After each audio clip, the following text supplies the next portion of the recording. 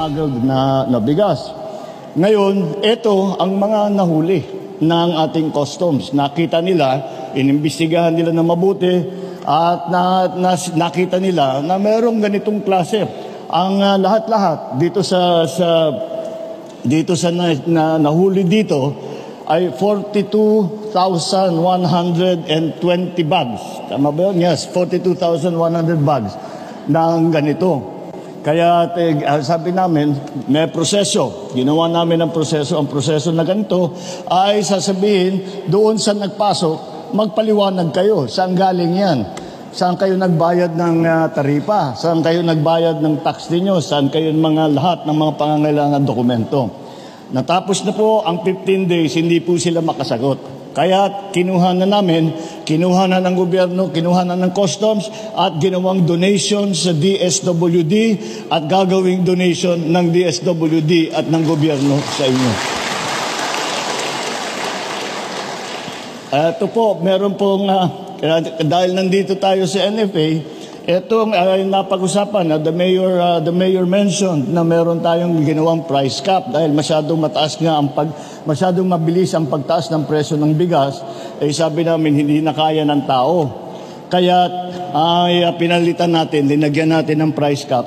Sinabi natin sa lahat, wag kayong yung mga konsumo, sabi ko wag kayong bibili ng lampas doon sa price cap dahil hindi sila dapat nagbebenta ng lampas sa price cap. So yun. Ngayon nag-aalala ang mga magsasaka. Paano naman kami? Dahil kung mataas ang price cap, mababa rin ang benta namin ng aming palay.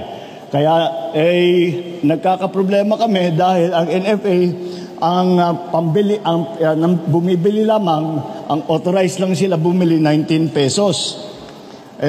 Sabi ko, nung nakikita ko, sabi ko, baka mahirapan ng kumita yung mga magsasaka. Kaya kahapon lamang ay pinalitan natin at ginawa natin ang pagbili ng NFA 16 pesos to 19 pesos para sa wet na palay at 19 pesos hanggang 24 para sa dry na palay. Kaya tataasan natin ng pambili para sa mga farmer. Yun ang aming talaga naman tayo nakikita natin. Hindi lang po kasi dito sa Pilipinas yan.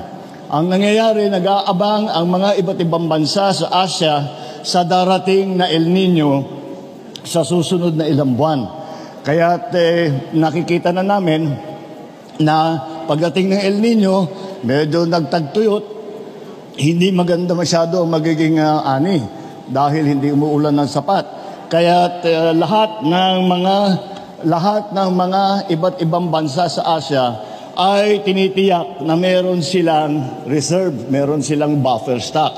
At kaya't naghahabulan, kaya't nagtaasan ng presyo dahil lahat, ang Indonesia bumibili, ang China bumibili, tayo bumibili, Thailand bumibili, Singapore bumibili, lahat bumibili. Kaya sabay-sabay silang bumibili, sabay-sabay sumasabay din ang pag-akyat ng bigas. Kaya kailangan natin lagyan nga ng price cap. Kaya yan po ang ating ginagawa. Yan ay lagi natin tinitignan na hindi lamang dahil lagi natin napapag-usapan dapat pagandahin ang production ng mga magsasaka. At lagi kong pinapaalala sa lahat ng mga kasamahan ko, hindi lamang na kailangan na may sapat na pagkain, ay kailangan may presyo na kayang bilhin ng taong bayan, unang-una. Pangalawa, na may magandang hanap buhay naman ang mga magsasaka.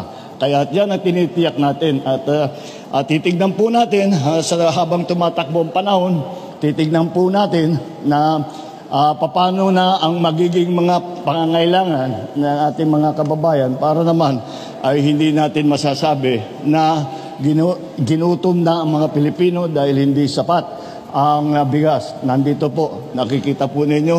Ito yung mga nahuli. Ito po yung mga iba na kakabili lang ng NFA. Itong season na ito. Kaya makikita ninyo, pupunuin nila itong warehouse. Dadagdagan natin, gagawin natin mas malaki ang buffer stock para medyo hindi na natin dapat makita ang biglang pagtaas ng mga presyo. Kaya maraming salamat po sa inyong pagsalubong sa akin dito.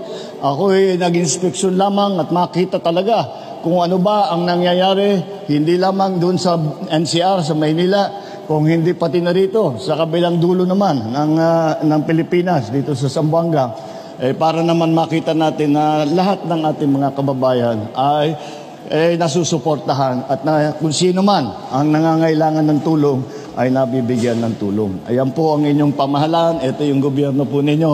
Andito po kami lahat at ginagawa po namin lahat upang makatulong na maging maganda ang inyong mga buhay. Kahit tayo'y dumadaan sa kahirapan, ay nandito pa rin ang gobyerno ninyo upang tumulong. Maraming salamat sa inyo.